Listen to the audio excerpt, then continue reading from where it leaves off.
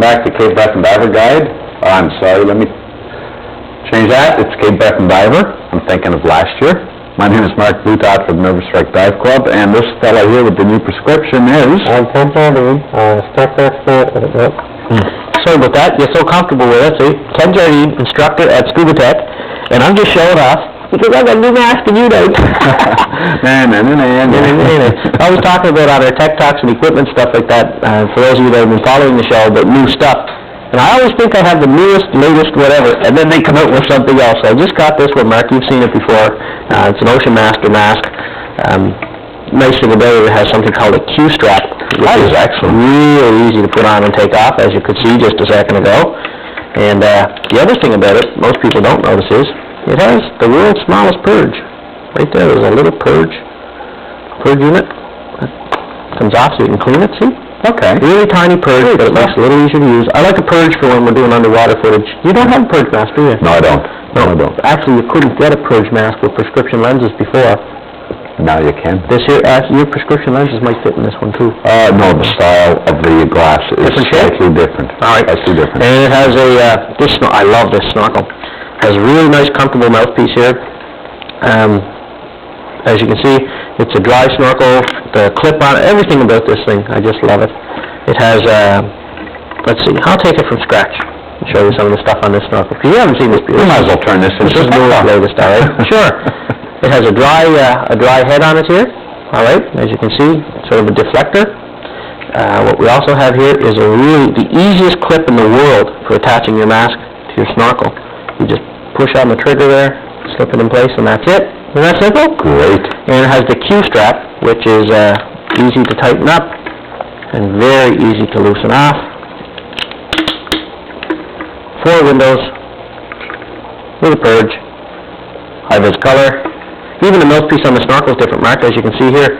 It has a universal. And I thought that was a gimmick. My suppliers hate me because they come in and, oh yeah, that's just a gimmick and that sort of thing. But when you set that where you want it, there's no fatigue. You don't even know it's there. Yeah. It's just there, fantastic. and it just fits in automatically. Yeah, that is really neat stuff. Anyway, I'm just showing off it. Yeah. I bet you Mark is going to have one. He'll have the next model up in about a month, I bet you. Yeah, you're not outdoing me. Yeah, but anyways, we love our toys. Yeah. Consider this our tech talk for this week. Yeah, we love our toys. Impromptu tech talk. We have a great show lined up for you today. Sure do. It's actually not going to have any interruptions at all. We're going to show you a dive we did on the Arrow. And without further ado, sit back, relax, and let's go. Oh, hold it now. I'm going to show them how to get to the Arrow. All right, okay. Lawrence is just pointing at the map here. Just give me a second, folks. I'll skip over here. The Arrow is a wreck that's out off of, let's see your pencil, Marky. It's out off of Airshot. To get there, you follow from Sydney. You follow Highway 4 along the Bedore Lakes. Just in itself is a beautiful drive. Go past Ben Yarn up here. Wave to Mark. Mark lives right in around here. And you keep on trucking all along the Bedore Lakes. Just absolutely gorgeous on Highway 4 until you get up to the turnoff for Highway 320, which is way up here that goes down to a place called Lennox Passage on Isle Madame. All right, you take 320, go across Lennox Passage, then you follow route 206 here. It takes you right into West Airshot. There's a church in there, and there's a little wharf. It's kind of hard to find, but usually the Nervous Wrecks Club, we get together and we go in a caravan. We're talking 140 kilometers to get there, about an hour and a half out of Sydney. The boat leaves out of here. It's about a 40-minute steam, and the Arrow went down right on a thing called Cerebus Rock, right in the middle of Chedabucto Bay. I'm going to go back and grab my chair here. Try not to trip. The Arrow went down in 1971. 1971, yeah. And we got the footage queued up there, guys. We can roll the footage. You're going to love this. The visibility, the size of the wreck, and everything else is just fantastic. Fantastic dive. There we go. Nice camera action. All right.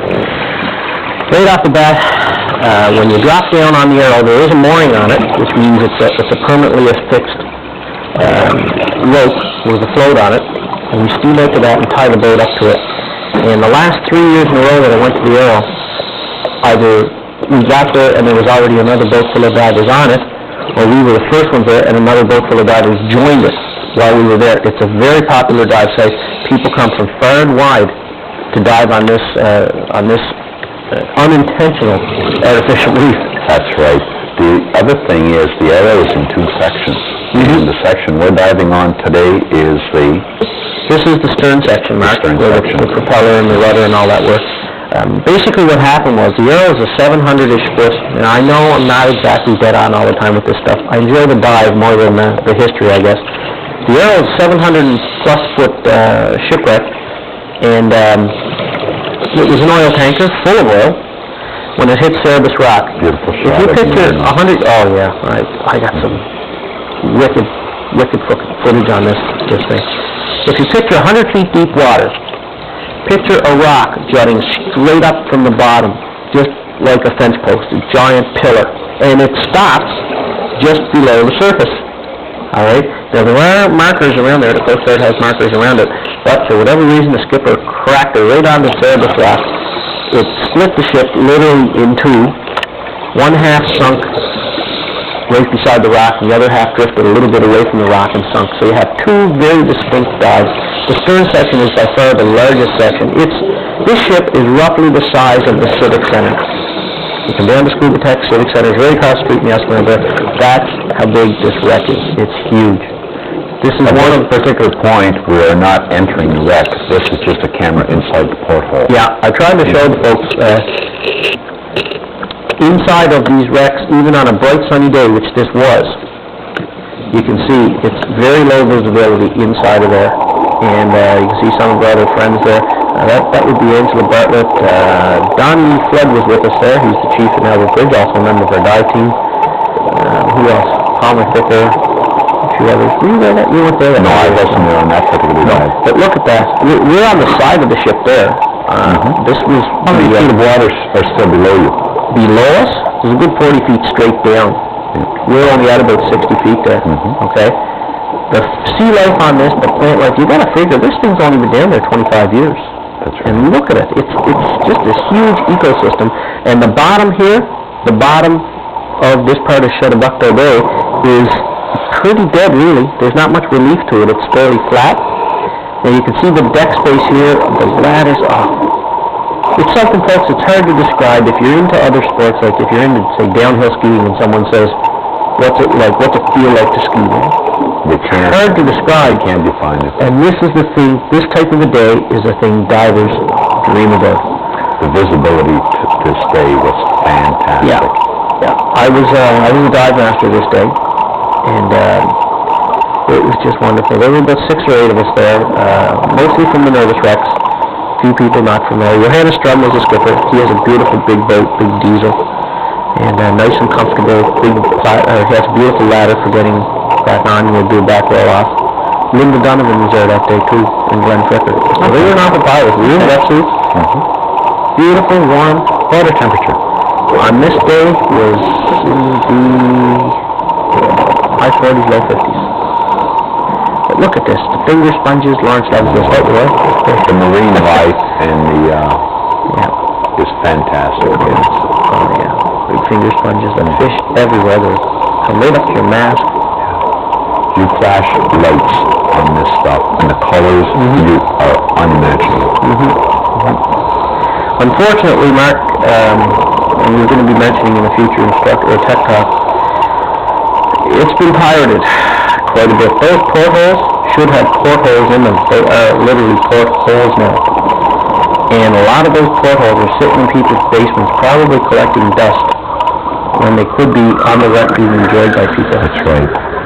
There was an instance not too long ago where a diver went down and removed a couple of boats and moved a plate over. Yeah, we were on the Arrow a couple of years back, and there had been another crew there before us doing a wrecking course, as I like to call it. They were down with heavy tool cramming and chipping and taking stuff out. Well, it's not a historic wreck. Like in Lewisburg, people would be out over it. Every pearl in the gang would be out there, that'd be it, and good for them too, as well they should. But these people moved the 2 deck plates, and some of the divers in our crew, which were tourists down, had a little bit of crude oil on them, and it took quite a bit to clean it up. Yeah, because there still is. There's still a oil on that thing, here's an interesting thing. There's Palmer's Victor. It's all it is, too. Interesting thing, the Irving whale, which they've been trying to get up off the bottom over by PEI there, The oil on board the Irving whale, guess where it came from? The arrow. The arrow. It was pumped off the arrow onto the whale. The whale thought of them, the whale sunk. So that's some really hard luck oil. Keep away from that oil, folks. Bad oil. Bad oil. But we're down there taking pictures, leaving bubbles, as we should. The only thing you take back from the bottom is the memory of the bride or pictures. Yeah. In this case, I mean, this is like 60 feet down or so, and you can see straight to the surface there. Right? Just spectacular dive. What am I doing here now? The visibility was great. Yeah, there's a few shots coming up, I think, where I got... Did you keep follow that little eel thing? Through in that? Yeah. Some footage coming up. It's just beautiful. As you just spend your time in one small section. On two dives, you can't see the whole stream. Oh, no, not at all. We stayed shallow on this one. We didn't even go deep on the far side of it. Some different fittings and that. Now, another aside here, folks. This is wreck diving of the basic level. This is no more hazardous than swimming over top of a big rock. Alright? You can see all the bubbles coming up from everyone. It's just beautiful. But you could penetrate this wreck. Penetrating a wreck requires a lot more equipment, a lot more training, a lot more preparation. Alright? Someone actually died on this wreck back in the 70s. Because when this thing first sunk, everybody and their dog went up to the arrow, getting their portholes and getting the gauges and getting this and getting that. Wouldn't happen in this day and age, I don't think, because the little... I think diver education is... It's gone a long way, it's true. And in the defense of those people, even when I started, it just wasn't stressed. Nobody thought anything of it. That's right. You thought, well, if we don't take it, somebody else will, and you never really thought anything of it. But people are a little more educated now. I know I'm a lot more educated since I got into scuba leadership and instruction. And, there's a great shot. Yeah, now going up this ladder here, to give you an idea of the kind of destruction caused by people, thoughtless people, to the right of your screen there, the first few times I dove this wreck, that was all living quarters. It was walls and a roof. And from people taking portholes and hatches and everything you can imagine, then what you do is you leave the metal exposed. The metal's exposed, it starts to rot. The weight of the roof eventually collapses in on itself. And you can drop right down into this part now and still have open... I think I dropped in here. But see, when I drop into here, I still have nothing between me and the surface but water. As opposed to if you go right inside and you have metal over top of your head, this is wreck penetration. That's right, and you don't have direct access to the surface. That's right. In emergency. You need ropes, you need spare sources of air, this sort of thing. There's a lot more to it. I've done a little bit of penetration. I've done some cave diving down south from that. Did it in Florida, did it in Cuba. It's just beautiful, which is similar to wreck penetration. Ice diving, of course, which is similar. One of the big hazards of wreck penetration is the silting up of the water. You have no problems going in, but you may not be able to find your way back out. That's why you use all your That's why you need all your guidelines, your ropes, everything. Now this stuff here is me pointing the camera into a compartment, and the compartment in a lot of spots, there is nothing over top of my head at all.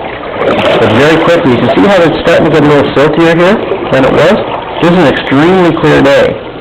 But our bubbles are going up, and there's holes in the roof above us. Our bubbles are going up and dislodging sediment, and it's coming down, filtering down the top of it. It doesn't take much to... This is at the end where the ship broke in two. Some great footage, Ken. Great footage. Hey, you want to be in there? As you're looking through this footage and that, you can see all the marine life. It's fantastic. Great artificial reef. Yeah, I'll tell you, it's an ad for anybody that thinks artificial reefs are environmentally bad.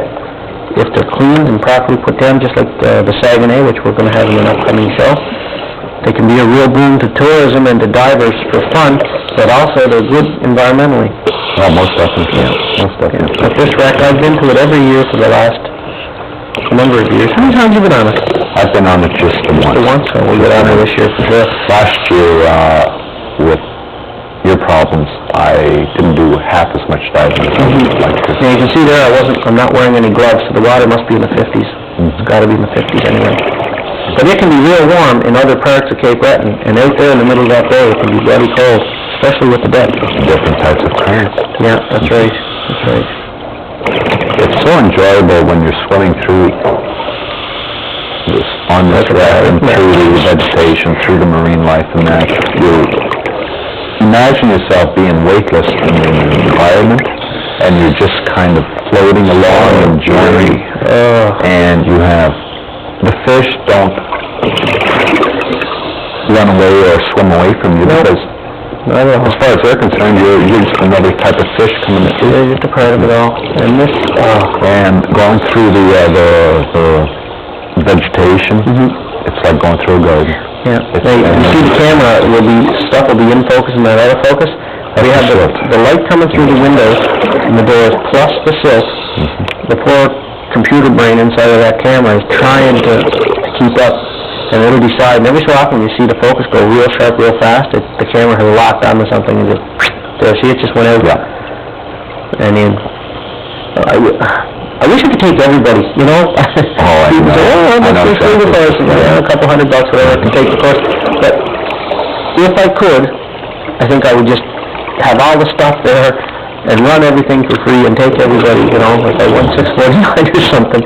It's just so beautiful, and if you're the type of person, we were talking before the show, Mark, I wanted to go diving, we were in high school, and there were Dale Baxnell and I, and a few of the boys in high school saying, you know, it'd be nice to do this and that, and I didn't do it, you know, you're a teenager. I didn't start diving until I was 25. Oh, you started early. I wanted to start scuba diving when I was 16 years old. Yeah. And always something else would come up and this and that. When I turned 42, I started scuba diving. 42? 42. That's like 20 years ago. That's 10 years from now. No day. Fork and tongue, my friend. But no, if you're thinking about it, folks, you like the water, you like the outdoors, you like being around friendly people, a little bit of adventure. It's not physically difficult to do. You don't have to be any great genius to do it, or All you need to do is enjoy it. half of us wouldn't be doing it, I guess, if you had to be. But it is, if you want something that's peaceful and beautiful, just this camera work here doesn't even do the dive justice at all. And this is some of the better footage that I've been able to get. We're only into the 40 feet here, Mark. I think I moved back up towards where the mooring was. What I did was I went to, you know where the rope's attached close to the aft end of the ship? The mooring? Went down, headed down the starboard side to the aft end, and then came up the port side. Then we cut back into the midships. That room that we were in, that's a washroom. Okay, you can see I'm going up the ladder here. This is really getting back close to where the rope is. I made a circuit. I like to make a circuit, and at the end of my circuit, I like to have about 10 minutes left, and I'll play around the rope. When I first get down where there's a mooring, I don't stay around the mooring at the beginning of my dive. That's where I spend the end of my dive. And then if anyone in the group wants to get out because of their air consumption, or if they're cold or warm, or whatever the reason is, you are right there at the mooring, and away you go. And that comes in the dive planner. Exactly, and because I was going to say, usually you plan to do this part of your dive first, you get that over with, then you come back. Exactly. It helps, and when you take a scuba course, and we will be talking about scuba courses in upcoming shows, it all falls into play. This is so eerie. And I served 2 years, as you know, I served 2 years on board a destroyer HMCS Iroquois as a diver, working on helicopters and doing some diving.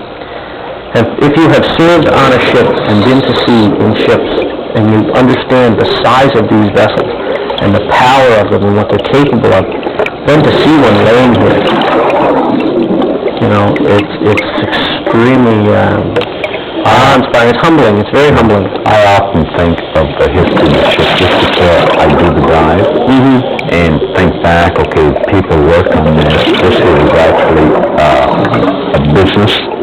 This thing was performing a job, and this and that. It's a working ship, you know? And you kind of think back, and you think of this as you're going down, and then when you first have a sight of it as it's descending, like it's a very eerie feeling. Think of the work to build it. I mean, I don't know where the air was built at, but how many thousands of man-hours to weld it all together, and all this, and the specs, and the grotto, what have you.